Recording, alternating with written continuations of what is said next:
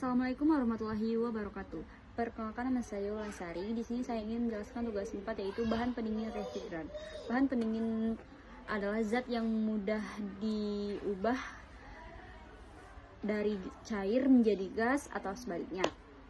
Bahan pendingin banyak sekali macamnya, tapi tidak satu pun yang dapat kita ketahui untuk keperluan. Ada banyak macam jenis refrigeran. Salah satunya adalah refrigeran yang sering digunakan, yaitu yang pertama amonia atau NH3 atau R717. Ini banyak digunakan pada mesin pendingin kapasitas besar, pabrik es, cold storage, dan lain-lain.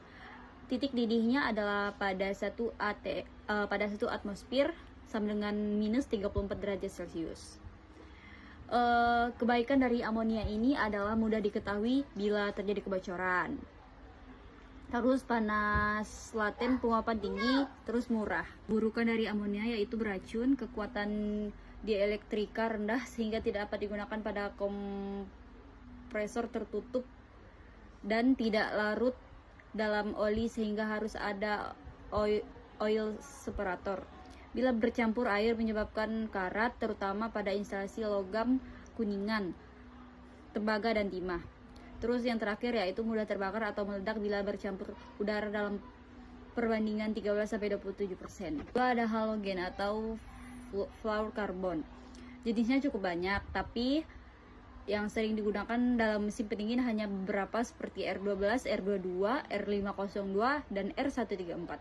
Ada beberapa merek dagang jenis halogen antara lain. Yang pertama yaitu Freon, pabrikan Dow USA.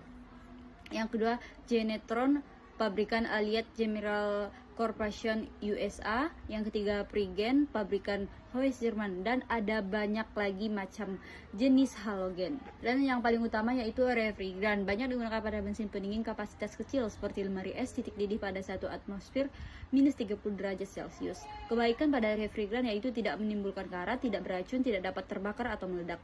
Kekuatan dieлекtrika tinggi sehingga dapat digunakan pada kompresor tertutup.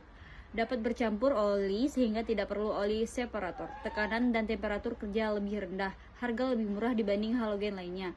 Melarutkan hidrokarbon, alkohol, ether sehingga dapat digunakan sebagai zat pembersih. Kejelekan dari R12 yaitu merusak packing yang tidak terbuat dari karet sintetik. Kedua, sulit diketahui bila ada kebocoran. Yang ketiga, panas laten, penguapan rendah dibanding refrigeran lainnya. Pada refrigeran 22 atau R.22 atau CHCIV2 banyak digunakan pada cool room, AC, dan lain-lain. Titik didih pada 1 atmosfer yaitu minus 40 derajat Celcius. Kebaikan dari R.22 yaitu tidak beracun dan tidak menimbulkan karat. Dan dibanding R12, R22 ini untuk motor penggerak yang sama kapasitas kompresor dapat 60% lebih besar. Titik didih lebih rendah pada tekanan 1 atmosfer.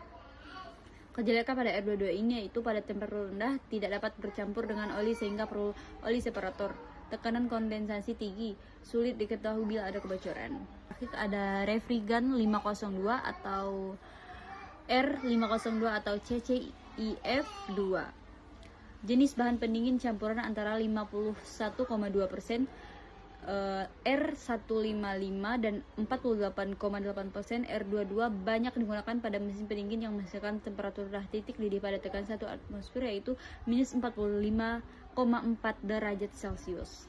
Kebaikan dari refrigeran 502 ini yaitu mempunyai titik didih yang rendah pada tekanan 1 atmosfer. Yang kedua, mempunyai tekanan kondensasi yang rendah sehingga kompresor bertemperatur pula dan bagian-bagian kompresor dapat tahan lebih lama.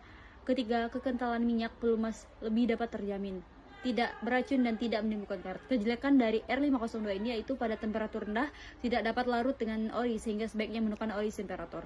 Yang kedua, harganya lebih mahal dibanding refrigeran lainnya. Yang ketiga, sulit diketahui bila ada kebocoran. Syarat-syarat dari refrigeran yaitu tidak beracun, tidak berwarna, tidak berbau dalam semua keadaan. Jadi refrigeran ini sebaiknya harus netral ya, tidak ada baunya, tidak ada racunnya, tidak ada warnanya sama sekali. Yang kedua, tidak dapat terbakar atau meledak sendiri. Juga bila bercampur dengan udara, pelumas, dan sebagainya. Tidak korosif terhadap logam yang banyak dipakai pada sistem refrigerasi atau AC, dan dapat bercampur dengan minyak pelumas kompresor tetapi tidak merusak minyak tersebut. mempunyai struktur kimia yang stabil, mempunyai titik didih yang rendah, harus lebih rendah dan dari suhu evaporator yang direncanakan, mempunyai tekanan kondensasi yang rendah, tekanan kondensasi yang tinggi, memerlukan kompresor yang besar dan kuat juga. Dan pipanya juga harus kuat. Dan penguapannya sedikit lebih tinggi dari 1 atmosfer sehingga bila terjadi kebocoran udara luar tidak masuk dalam sistem. Mempunyai kalor laten uap yang besar agar jernih panas yang diambil oleh evaporator dari ruang jadi besar. Apabila terjadi kebocoran mudah diketahui dengan alat sederhana. Dan yang terakhir, cara refrigeran itu harus murah. Jadi kalau murah tuh kita tuh bisa lebih mudah membelinya. Ada juga refrigeran yang mahal, tapi itu untuk yang perusahaan-perusahaan besar. Jadi buat kita yang ingin menggunakan refrigeran atau bahan pendingin ini bisa kayak kulkas, AC dan sebagainya.